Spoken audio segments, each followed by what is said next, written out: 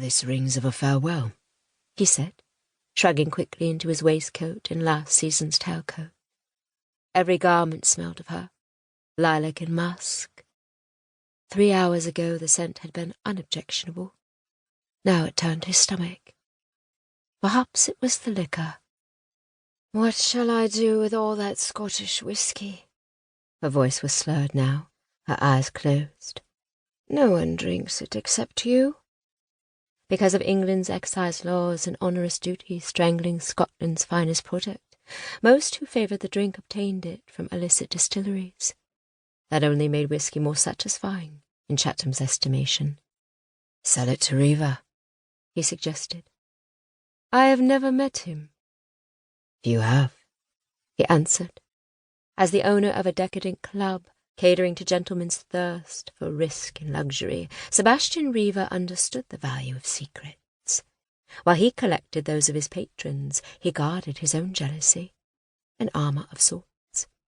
Many young lords and spares had lost entire fortunes within Riva's gilded walls, and some were rather fond of their duelling pistols.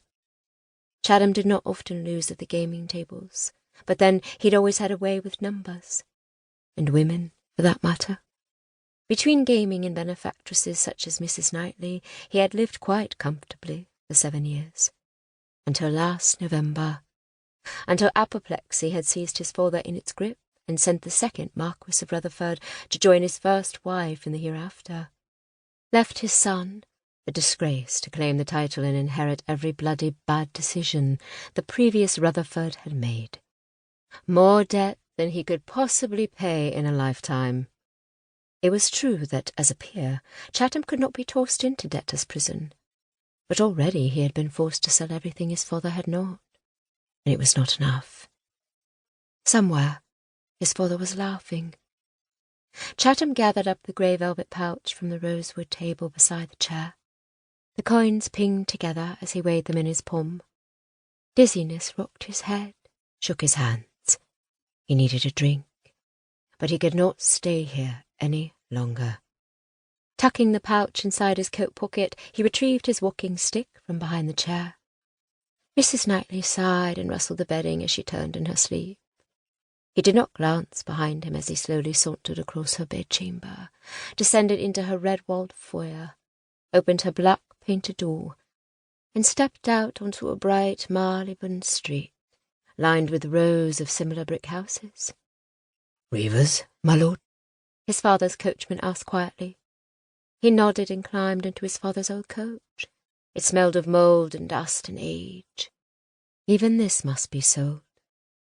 Sighing, he leaned his head against the seat, closed his eyes, resisted his mind's urge to start spinning, plotting, planning. Fruitless, the lot of it. Whisky was wearing off. He needed more. A bath, too. His head lolled to one side. As the coach turned onto Oxford Street, then south into Mayfair, his eyelids drew down, the weight in his muscles a kind of ache. When they blinked open once again, the coach had stopped with a jerk in the small square off St. James, where the unassuming brick and distinctive red door of Riva's waited. Chatham attempted to clear his head by giving it a shake. An error in judgment, he discovered a moment later, as his head stilled, but the world did not. "My lord?" The interior of the coach was brighter with the door open.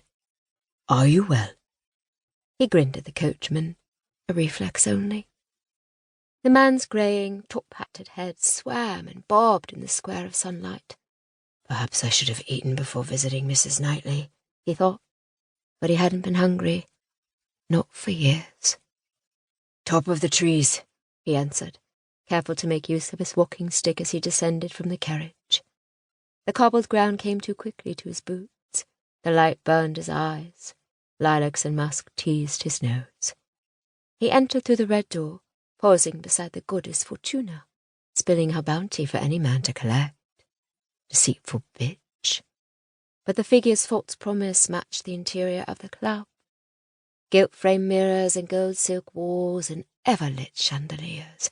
It was ornate, without a hint of subtlety. Shaw, the major domo, approached from his mysterious door beneath the